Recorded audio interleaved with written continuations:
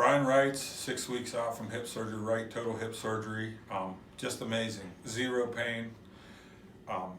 Amazing. I couldn't ask for anything any better. Have never taken pain medicine. Are you still doing physical therapy? Physical therapy is done. Okay, good. Home health's done. I actually walk amazing. Can climb stairs like I haven't in 7 years.